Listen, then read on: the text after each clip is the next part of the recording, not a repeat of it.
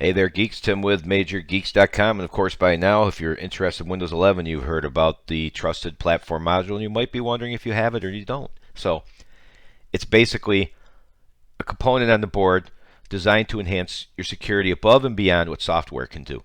So, there's a few ways to do it.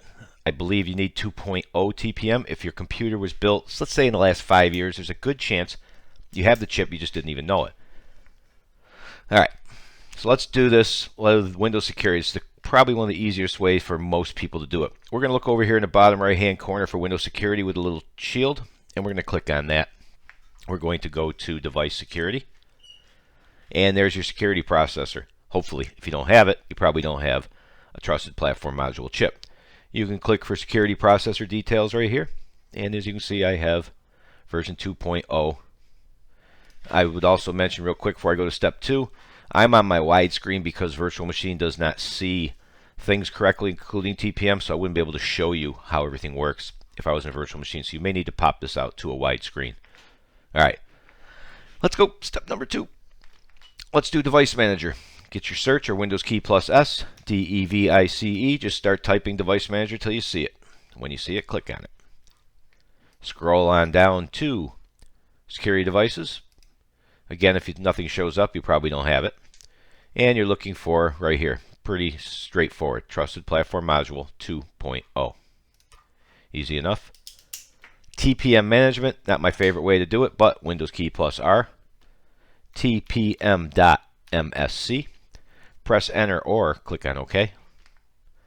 You might need to stretch this out to see everything. As you can see, ready for use, manufacturer, and version 2.0. That's it. Number 4, command prompt or PowerShell. Most of the time, if it's for the command prompt, you can use it in PowerShell. We'll show you that first. Let's open command prompt. You can use your search again, Windows key plus S, or just, if it's already open on your taskbar or wherever, CMD. Click on command prompt. Either type that in, don't forget the space, press enter, and there you go. True 2.0. PowerShell, Windows key plus X, Windows PowerShell, and as I mentioned, you can also use the command prompt command there, as you can see, or easy enough, GET-TPM,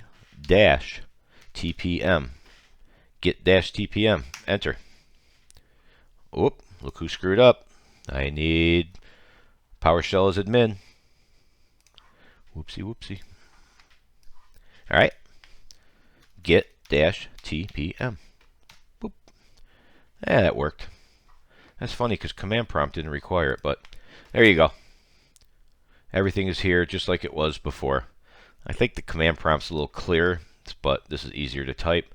Of course, not too many are going to use the command prompt. Now it gets interesting. Step number 6. I can only help you a little bit here.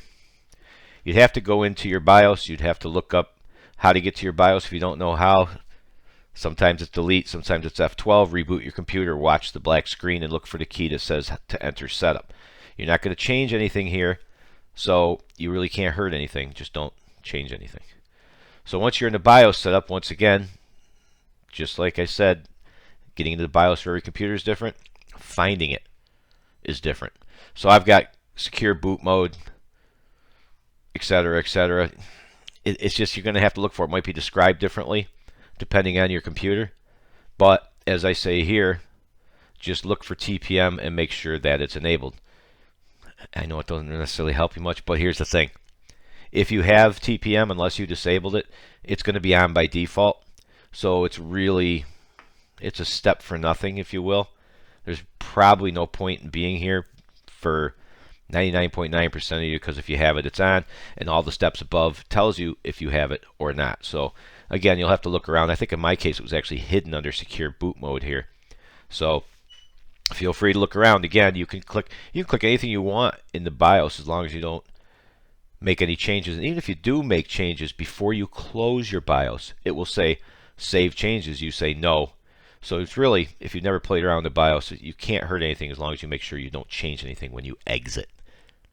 Not too bad. Again, that's way down the bottom. It's down here for a reason. Most of you won't need it. So there you have it. There is 6 different ways that you can see if you have the trusted platform module and that you're ready for Windows 11 release, which, as of the video today, word on the street is it may be coming out sooner than they originally promised. So originally it was late 2021 or early 2022. I hear rumors it could be fall. So it's in beta now. We'll find out. So there you have it. Hope we helped you out. Thanks for watching. As always, see ya.